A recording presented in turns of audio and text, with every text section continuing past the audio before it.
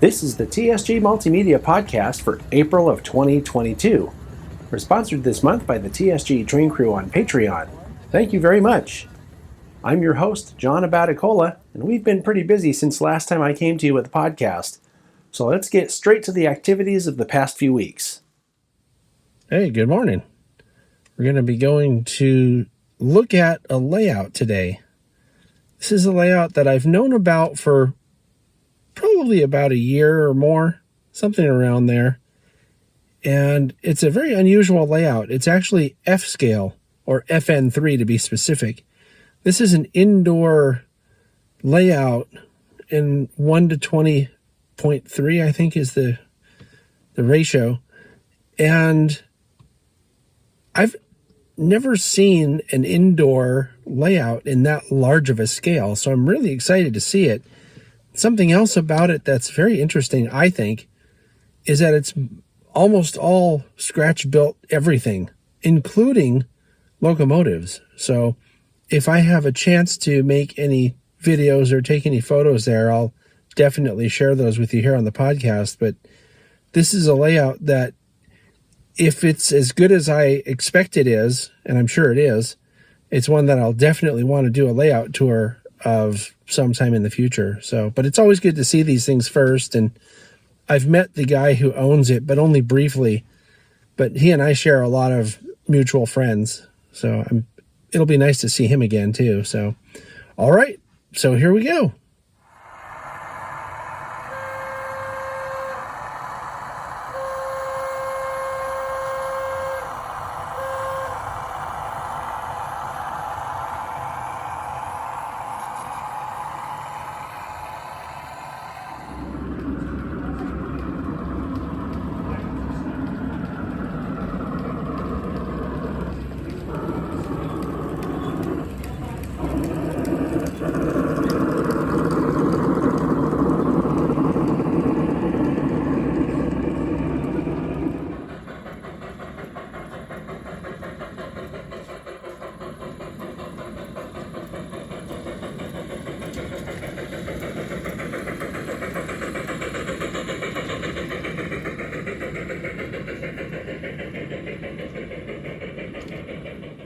All right, so I'm just getting back from looking at that layout we went to see.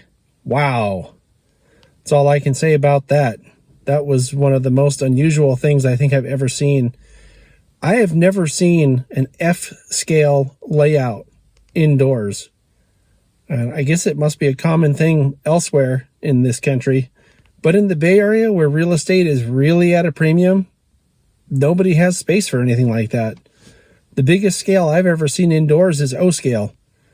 And I guess got to say that Bob, this is the name of the guy who owns the layout we just saw, is an amazing builder. I mean, his layout it has a ton of scratch-built stuff, and it's all done to such a degree of detail. It's just, like I said, unlike anything I've seen before. Very realistic. I really hope that he ends up wanting to do a video about it, because I think it will provide a lot of inspiration to people to see what he's done, because the detail in that scale, 1 to 20.3, you can't replicate that in smaller scales. So anyway, I'm really impressed. And Bob, I don't know if you watch all the videos that I put out here on the channel, but if you see this, thank you very much for letting us come and take a look. It was very much worth the time and effort that it took to get to see it. And we'll see you soon. Hello. It's Saturday. I think it's the 12th today. And today we're going to go to Jim Providenza's layout for an operating session. Originally, we were going to do a whole bunch of chasing trains followed by an op session with Jim, but those plans fell through for various reasons. So it's just going to be an op session and hanging out with friends at Jim's place. So off we go. So our first stop today is at Seth Newman's, because we're going to go up to Jim's with Seth. And one of the things that I've talked about on the channel over the years that I think is pretty cool is having a layout that people can come to and see something on the layout that is really personal to them, or a place where they've been. And come closer, I want to show you this. This is Farwell Bridge in Niles Canyon, and it looks just like it. I have to mention that. And I've stood right here. Well, it was more like over here, but the point is, this is very recognizable to me. So when I come here and I see this, I'm thinking there's a buy-in, like automatically, because I've been here, and it looks just like it. So that's one of the things. There's another one over here. Come over. This area here is, I think, I'm trying to remember what it's called. I think it's Verona. Yeah, Verona siding or whatever. This is also on Niles Canyon. And this is the old Western Pacific line on top. This is the old Southern Pacific line. The Southern Pacific line, this one down here, is what Niles Canyon Railway operates on. And I've stood right here. And I've stood right here. And I've stood right here. And I've got shots of the real thing in all these different places. So this gives me like a really personal attachment already to the layout because I've been here. So I like it more automatically. And this is something that even if you're doing a freelance railroad, you can do something like this. You can put something that someone will recognize into it. Because there are things on this railroad that aren't prototypical. I mean, not like super like there's industries that are in places where they don't really belong. That's done for operational purposes, but this gives someone a buy-in, like a very direct buy-in to be like, yes, I am totally on board with whatever story you're telling here. And I think that's pretty cool. I just wanted to take a minute. Seth is actually finishing up doing something, and I thought, I can do something for the podcast here. I think that's something that is good to think about if you're making a layout or designing something or something like that. Oh, I'm done. What's this guy? Hey, Seth, how you doing? I am great, John. Good to see you here. Yeah. So do you think I said, you overheard what I was saying about the buy-in, right? Yes. Yeah, you're absolutely correct. I mean, you said what I would have said, except I would have taken a half hour of mansplaining to get around to it. So you were telling me about this, and I see you have it on the layout. What are these tanks? Really cool. These are Spring Mills Depot. And he mostly does B&O stuff, which is very nice, but not my era. But he does some modern stuff. In fact, I've got some of his other cars here. But a long desired project that when you've been following his blog, I mean, it's just, this tale of woe and intrigue that's gone on for almost 10 years. But these are the Department of Defense 6-axle tank flats. And this was a car that was specially developed to handle 2 Abrams tanks. And as you can see, I've been stocking up on Rocos for about 1 million years. And I have a couple of flats worth.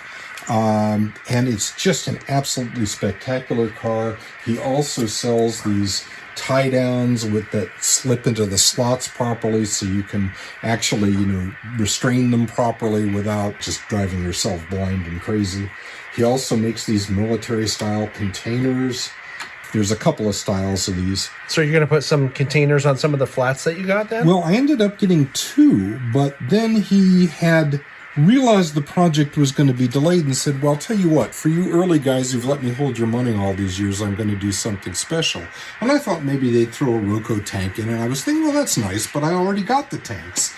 Well, the thing shows up, and there's a 3rd box with a thank you note on it, all gift wrapped, and it's a 3rd flat.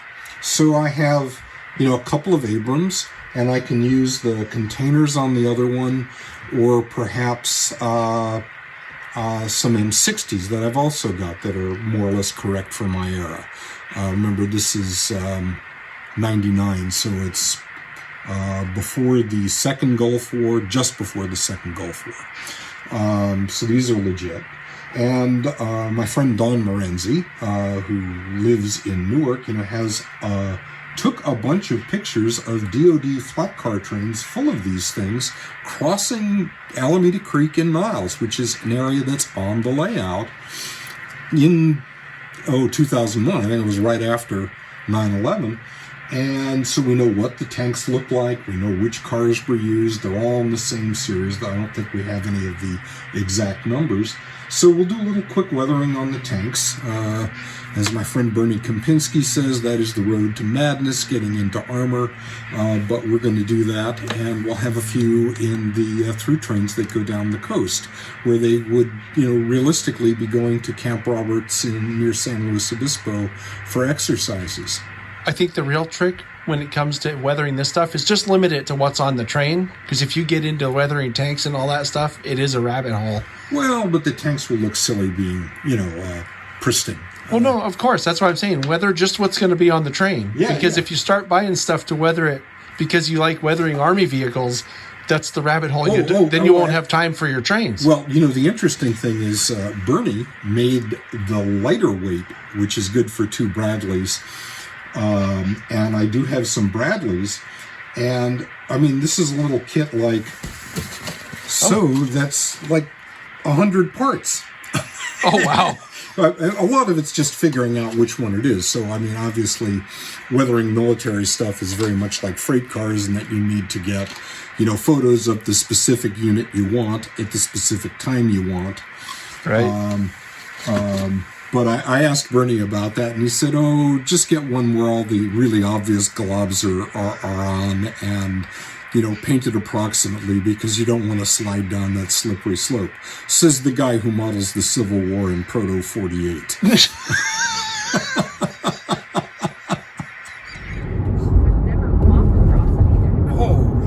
easy walk. Obviously, it's flat. Not quite a mile each way, so there's not much to it. You can't beat the view, though, that's for sure.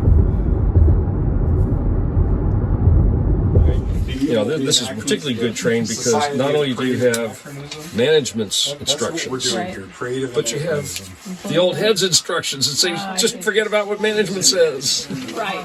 Okay, well, it does. Yeah, we were talking about those. Hey, Jim, are you making the top secret producer do something? No, maybe. Yeah. You're going to run a train. So you got to see it firsthand here on the podcast. She's having to do a train. First time ever. Well, no, let me think about it. The other phones, that's a good point. The other phones are on the Melco, so maybe it's... All right, well, at some point, find me a voltmeter and I'll start looking. Did something happen with the phone system, Seth? Something happened with the phone system. If you want, I know a guy I can call to help with that. Yeah, I think I know that guy. The problem is this is the very first phone system that Seth ever put into a model railroad. Yes, that's true. And it is now 20 years. 22, 20, well, it was in 2020. It was Y2K. Y2K, 2000. So it's 22 years. Yeah. And, things kind of get old, I guess. Yeah, and it's been modified continuously. In fact, upgraded. In my bag is the punch list for what was I going to look out on Jim's layout to figure out next time I came up here. So, anyways, so this, you're looking at original technology. Scheduled maintenance. Scheduled maintenance. Okay.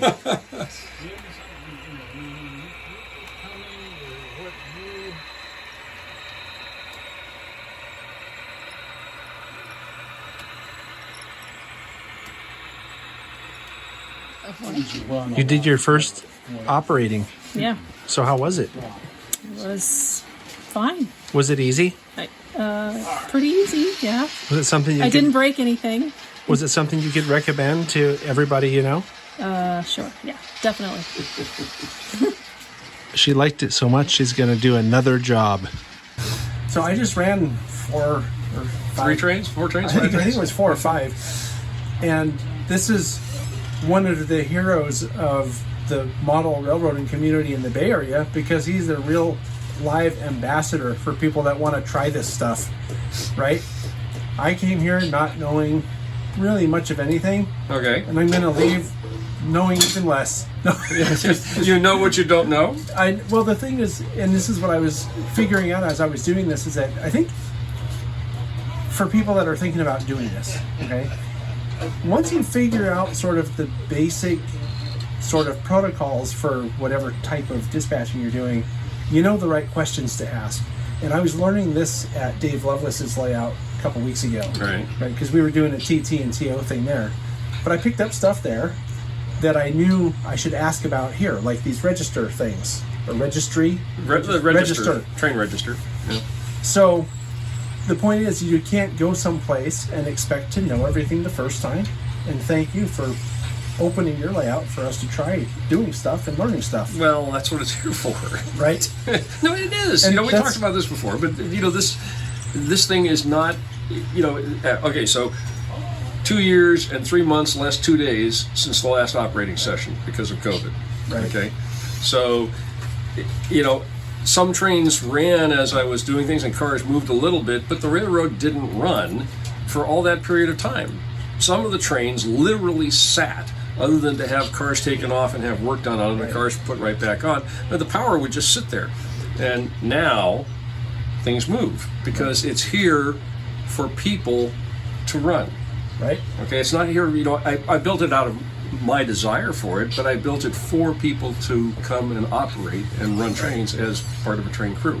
That's one of the things that I've learned doing a bunch of layout tours mostly, is that there are a lot of guys who do that. You build a layout, but it's not for you to run, but for you to enjoy having other people run it and have it come to life the way you expected it to. Well, you hope that it will. That's the idea anyway. Yes.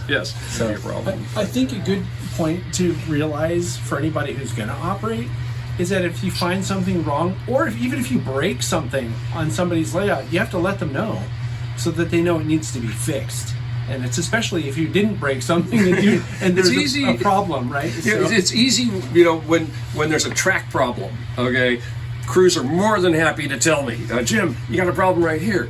But, if somebody puts a car on the ground or, they break a handrail or something falls off, or they're much more hesitant because they don't want to have to. I have taken out with my elbow the entire signal bridge and semaphore signals on, a really well-known model railroad. And I went, ugh.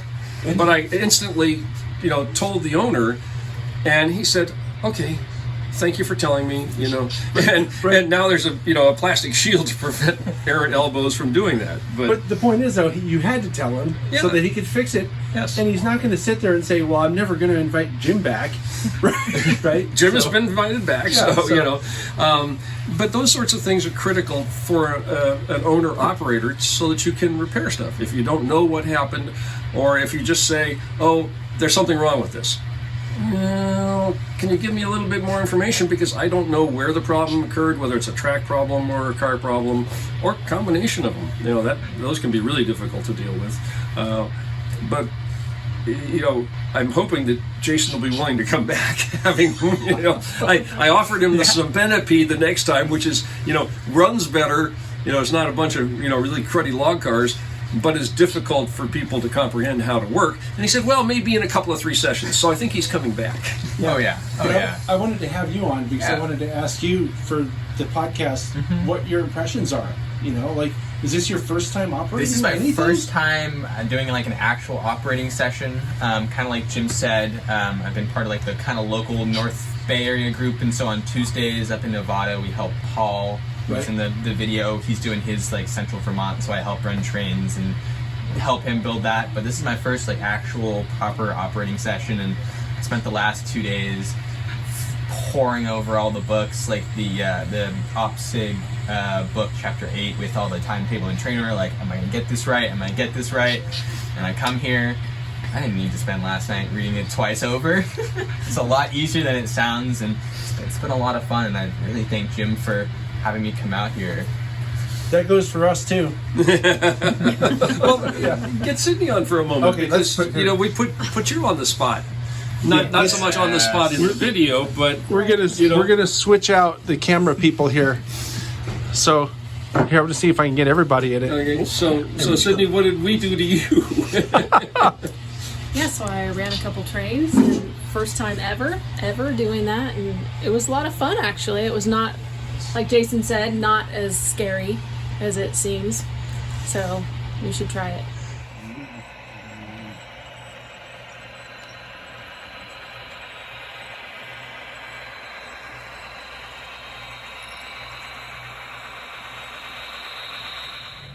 Well, it's the next morning, and I didn't do a little wrap-up last night because it was completely dark by the time we left. But I do want to say that I thought that was a great event, especially for people that are new. And I mentioned it when I was talking to Jim in the layout there, that there are events like this that guys like Jim will put on to invite new operators into the operating community, wherever you live. And probably your best way to find out about them is to make friends by joining your local OPSIG group, maybe your LDSIG group. I've found, at least in my area, that a lot of LDSIG and OPSIG people they do both.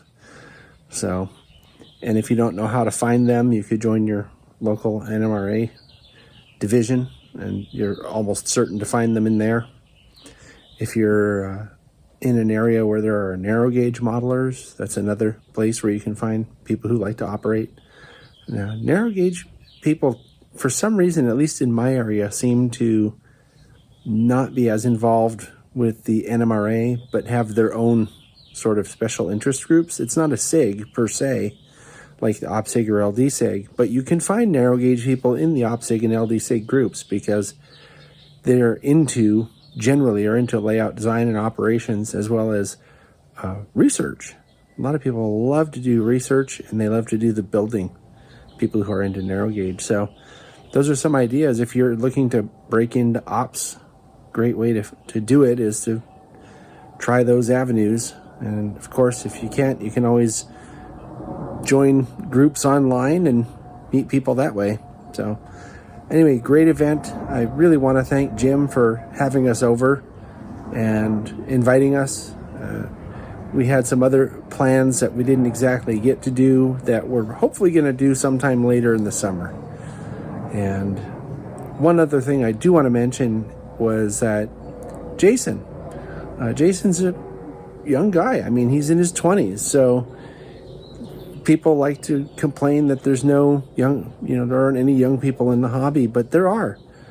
And you just have to look and you'll find them. And that's another thing I want to compliment Jim for always being a great mentor and ambassador for young people. Jason's just one more of at least a few now that I know about that Jim's very actively sort of recruited and mentored and helped along in their process. So hats off to you, Jim. I think you're doing a great job being the welcoming kind of person that we need. I mean, I'm over here complimenting Jim. He knows what it's all about. And I think we could all take a lot of ideas from what he's doing. I mean, he's got this great layout. He's a very serious operator, actually, and does very serious operations on his layout, but always has time to welcome new people in. So, what can I say? Hats off. So that's my sort of thoughts on that. I was also, the more I keep thinking about it, the more I have to say about it. I'm also thinking about our top secret producer, who now has some operation experience. And you're going to find out later in the podcast here that we're going to another op session next weekend. So, and I'm going to try to get her to go because she seemed to like it, right? She enjoyed her time operating. I think she and I both have a similar reaction to a new layout, such as yesterday, right? Because that was the first time I had ever operated on Jim's layout. And Jim said, that we kind of got thrown into the deep end. And I think really what he means by that is timetable and train orders is I would say it's probably the hardest kind of operations to do, because with the other ones, you rely on other people to make the decisions and kind of tell you what to do. But TT and TO, you have to know the rules and apply them, and you have to look at the timetable and figure out when it's safe to go or not. And there's more stuff that you have to do, and we didn't know that. So getting an experience like that means that the next time we go do any timetable and train order operations, we'll have a better idea of sort of the protocols that TT and TO ops have. So now I'm done talking. It was a great event, and thanks to Seth for going with us or taking us, or however you want to put that. We carpooled up there together, obviously, and also thanks to Terry for the enchiladas. It was Jim's wife made dinner for everybody, and it was really good. So anyway, now I'm done. So see you next time when we're doing something else soon. On March 16th, we had a great Talking Trains live stream. The first hour of that show included some guests from Fresno State University who are running a program that challenges young people to learn all about rail transportation and its place in our overall transportation infrastructure plan. To say I was impressed with what they came up with would be an understatement. If you're as passionate about rail as a critical part of our overall transportation infrastructure, you shouldn't hesitate to go watch that show on the replay.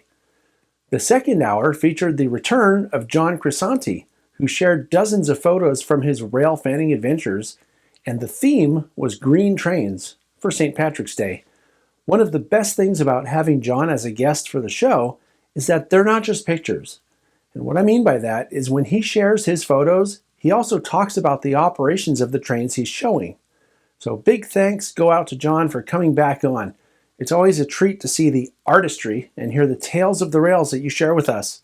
This was definitely one of the best Talking Trains live streams to date, and it's available for you to catch on the replay.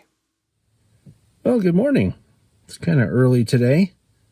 This is a Saturday, and we're going to Dave Loveless's place for an op session. This is a place that I went to last month, and I think I mentioned it on the last podcast. It's not fully scenic, but it's a really fun layout to operate. I had a great time there, and he had some really cool sort of switching puzzles set up in the places where I had to deliver some stuff. Anyway, so that should be good. I invited my friend John Wiley to go, so maybe we'll hear from him. Don't know, because it depends if he wants to be on the podcast or not. So we're just waiting for him to show up right now. And don't tell anyone, but the top secret producer is going too. Organized minds like that, don't they?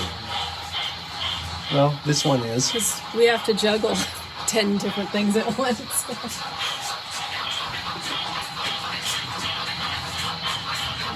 He came uncoupled right near the top for some reason. Never had that happen. Now, can you couple without knocking it away? No.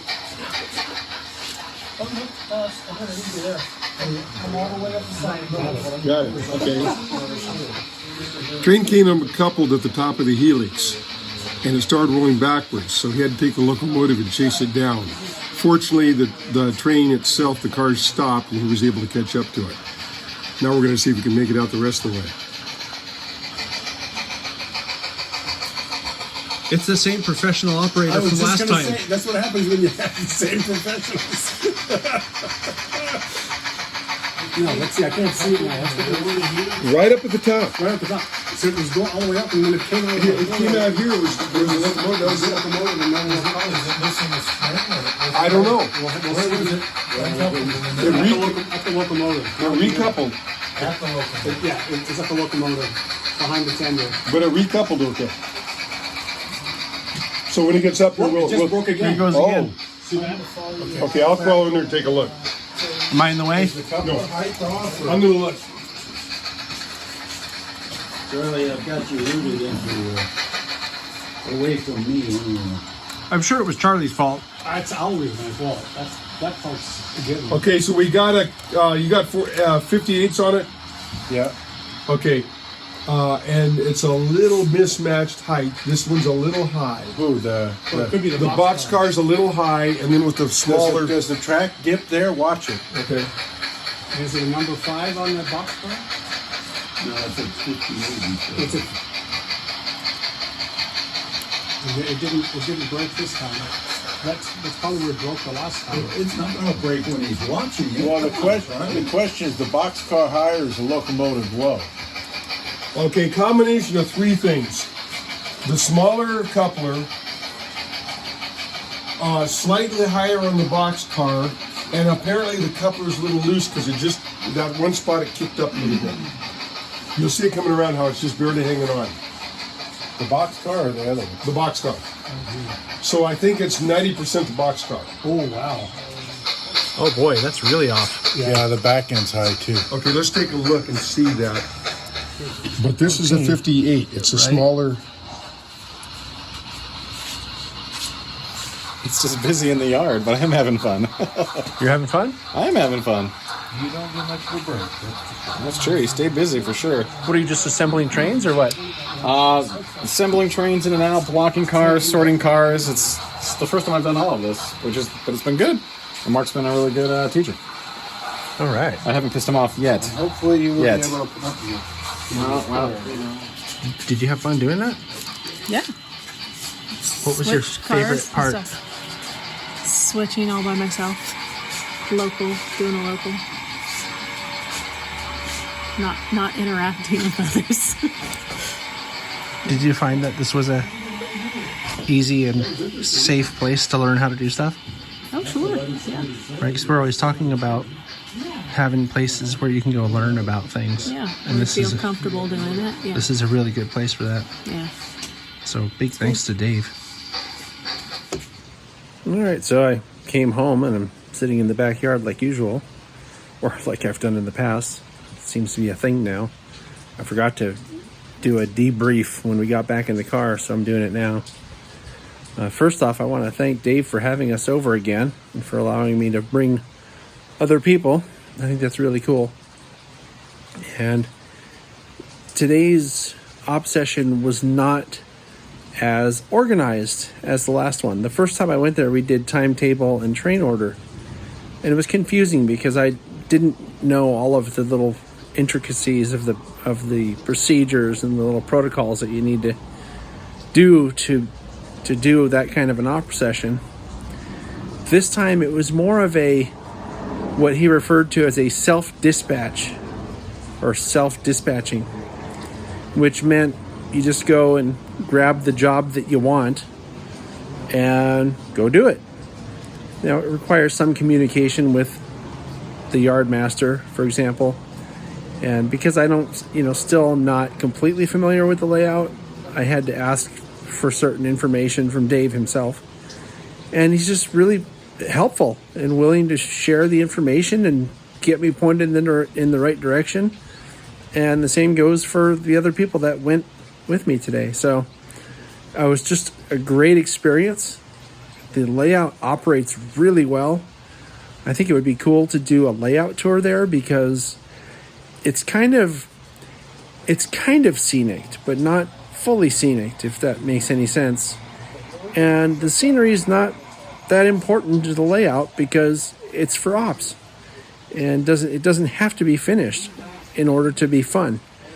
And that's something that I think a lot of people could sort of take some inspiration or get a clue from, that you don't have to have the perfect, scenic, completed layout in order to have a lot of fun with it. You just have to know what you want and then do it. So anyway, that's my reflections on today's op session. We're going to be doing something again tomorrow that's not ops, but you'll see when we come on. I'm really excited about tomorrow. So we're going to go somewhere that we haven't been in a long time. So I guess that's it. Checking out from today. Thanks again, Dave. Really appreciate the opportunity to operate on your layout. Bye now. All right, so this is a little different from the podcast. I'm going to do this live in the car here. We're going to a place called Reedley today. At Reedley, we'll go to a thing called Reedley Railfest. What that is they have something called the Hillcrest and Watoki Railroad. It's a narrow gauge, 15-inch gauge grand scale, I guess is what they call that, railroad. And they do this event every year.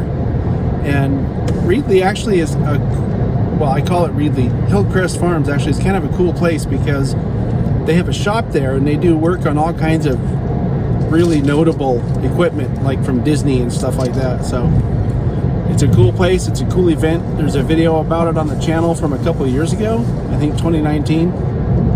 Wow, 3 years ago already. And should be good. Should be a good time. So maybe we'll come to you from Hillcrest a couple times just to tell you what's going on. Maybe some run-bys. Who knows? You know how it is. It's the podcast. So, yeehaw. And we're also filming a video today that's a Chasing Trains video with these people. You recognize that guy? Morning. Yeah, and remember this guy? Greetings. Yeah, so it should be... Oh, remember that guy? So it should be good. Here we go. Off into the sunrise.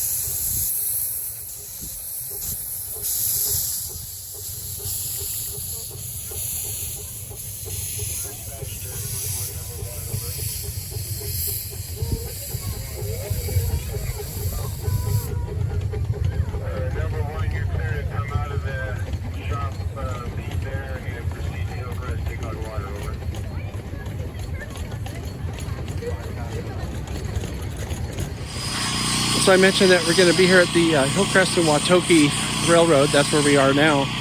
And this thing that you see over my left shoulder is a really long trestle. And the last time I was here was in 2019, and it wasn't built at all.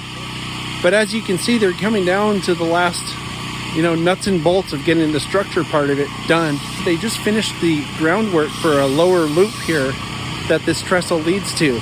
It'll complete a long ride, actually, and it will go from their lower parking lot to their upper parking lot, basically.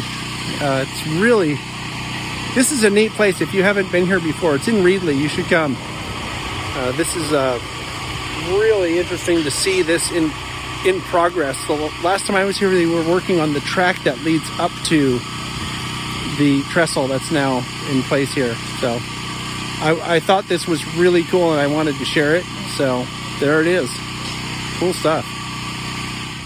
Hey, so this is one of those times when you never know who you'll run into, but I kind of expected to run into this person. This is Ken Middlebrook, and you might remember we talked to him on the train at Roaring Camp, and he's involved with that whole 24/79, right? So yeah. What's the updates with that these days? Actually, a real big update that we have, actually two updates, is that we last week we finished the last saddle bolts that hold the boiler to the frame. Okay. And so, because to move up to Niles, we have to, over roadway, have to take everything apart, basically lift the boiler off the frame and do two separate loads there. So we're ready now.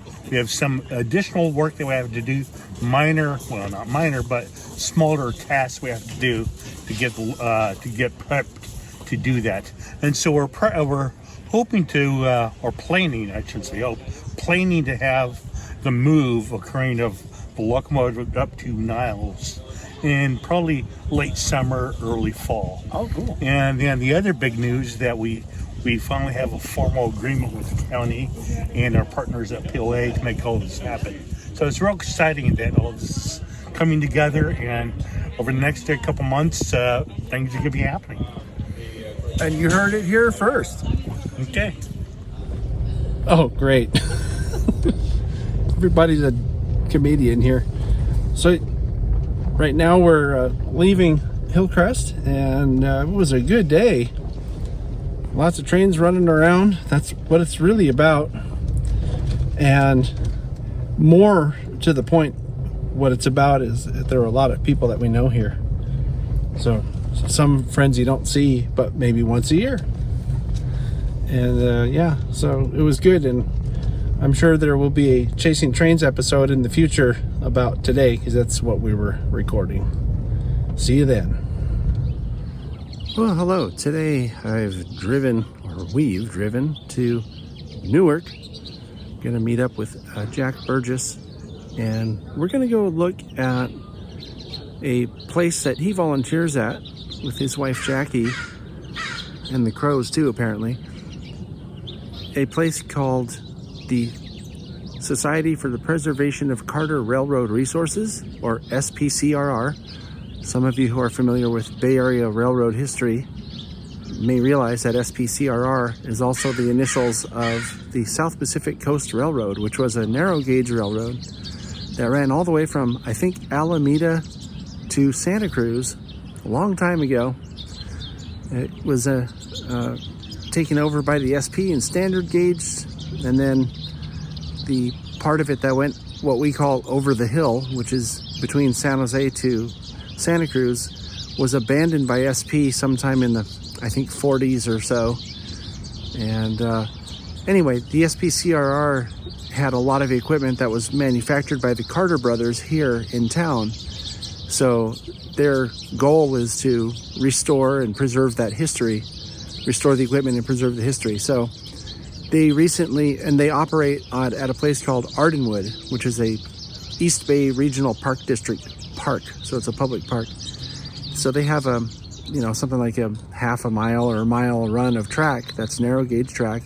And up until recently, it was just a J shape, a point-to-point J-shaped track where you board in the front of the park and then you get off at the back, the rear part of the park, and you walk back up to the front, that kind of thing. Well, at the SPCRR, they recently completed a balloon loop at the far end of the track. So they're going to have a return where they don't have to do a runaround maneuver at the second station. So today was going to be their ribbon cutting and their golden spike, ceremony of the completion of this track. But there's some other stuff going on at the park. Specifically, there's bald eagles nesting in the parks, and they don't want to have a lot of noise, otherwise it disrupts the bald eagles nesting pattern. And the egrets are other birds. The eaglets can't, they might get abandoned, and I don't know if it's an endangered bird, but it is the national bird, so they're super ultra careful about that.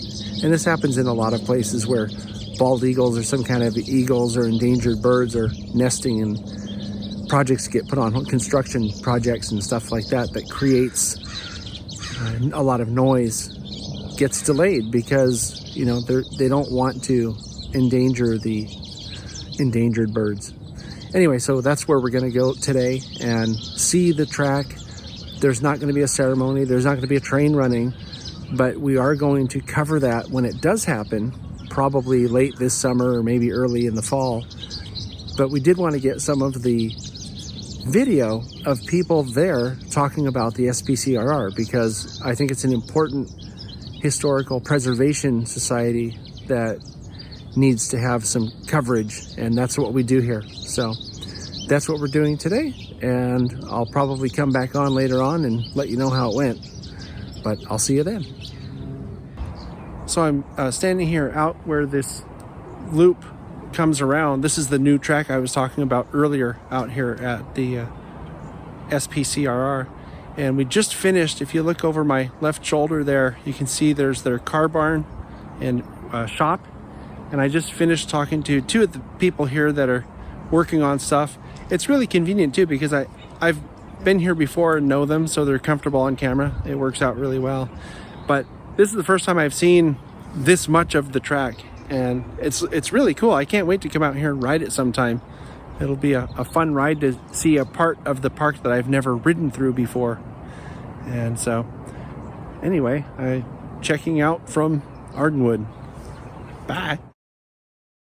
So as you can see, we've been doing quite a lot of stuff around here. The operating sessions have been particularly fun and educational. I have a couple of events that I want to tell you about.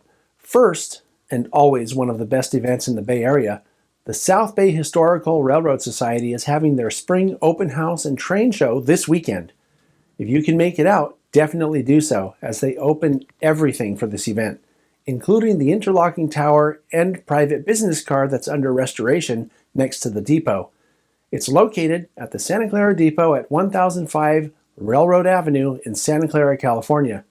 This event happens today from 10 to 5 and tomorrow from 10 to 4. Also happening, but just for today, is the 125th anniversary celebration at Railtown 1897 State Historic Park in Jamestown, California. Jamestown is in the Sierra foothills close to Sonora. They have a bunch of activities planned, including a Ring of Fire demonstration, excursion trains, and blacksmithing demonstrations, just to name a few. You might have noticed I'm wearing a shirt to promote the YouTube meet and greet that's happening in Strasburg, Pennsylvania in May. You can go to the YouTube channel Sparky107107 to find out more details about that meet. And that brings us up to the catch of the month. First up is a shot from Shakalaka Bro, Alvin Gilbert, who caught the first set of new Caltrain EMUs leaving the Salt Lake City area on their way to us here in my part of the world. They arrived a few days later, and I expect that they're already impressing the hell out of our local Caltrain folks.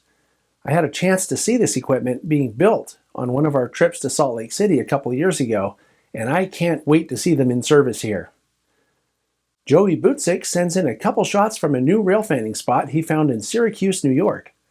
Both shots were taken on February 20th of this year. The Jeeps in the first photo were taking some covered hoppers out to a local grain elevator, and this photo shows both an eastbound and westbound passing each other. The train furthest to the right in both shots is just a cut of cars on a siding. The large gray and blue building in the distance is the Destiny USA Mall. Joey took these with a Samsung Galaxy 20, and I'll tell you what, these phones nowadays do a great job, and we carry them with us everywhere. Robert Darby sent in these photos from the Coos Bay Rail Link office in Coos Bay, Oregon, after attending Winter Rail in Corvallis. It's a GP30 number 1909. Both shots were taken on March 21st. And finally, Ethan Doty sends in this shot of UP 7600 leading a westbound manifest train into Portola, California on February 10th of this year. Ethan's second shot is of a Denver and Rio Grande coal hopper that was part of the consist on that same train rolling through Portola. Thanks, Ethan. If you have a catch of the month that you'd like to share, please send it to podcast@tsgmultimedia.com. Be sure you own the shot and include the whats, whens, and wheres of the shots you send in. And now for this month's program schedule. Next Friday, April 8th, we have a product spotlight. On the 9th, it's the Southern Pacific Guadalupe sub with Brian Moore. This is a presentation of a pretty well-known layout in the United Kingdom. Then on April 15th, we have another product spotlight, brought to you tax-free, and hey, happy birthday to Paul Nolan, by the way. The next day, on April 16th, it's part 8 of the epic Chasing Trains trip from last year. On this episode, you'll learn why Alvin is a professional driver. Then on April 20th, Wednesday afternoon at 4 p.m. Pacific, we go live with the next episode of Talking Trains with Michelle and me. We'll be talking to Brian Moore about his Southern Pacific layout. That's the program slated for April 9th that I just mentioned a minute ago. And also John Wiley, who's just back from SoundRail. That's the OPSIG event in the Pacific Northwest that happened in March. Then on April 22nd, we have another product spotlight. On the 23rd, it's the return of Model Railroading with Jack Burgess. In this program, Jack takes a look back at his journey through model railroading and researching the Yosemite Valley Railroad. On the 29th, we have an episode of N-Scale Friday. And finally, on April 30th, that's right, April has 5 Saturdays this year, we have a special presentation of trains on the Durango and Silverton Narrow Gauge Railroad, featuring shots from our epic trip last summer by yours truly, and drone shots from Goofy Gary and Trevor Park. I saved all the best shots for this program, so it's one you won't want to miss. I'd like to remind you that you're always welcome to join the TSG Train Crew on Patreon. It's as cheap as $2 a month, and it gets you sneak peeks of upcoming features without any ads. It's at patreon.com/TSG Multimedia. I also want to thank all the members of the train crew for their generous support. What you do helps make the content on this channel possible, and we're very grateful for your support. So as the weather gets better, the events are also getting better. So get out there and do some cool stuff. That's it for this month, and I'll see you next time.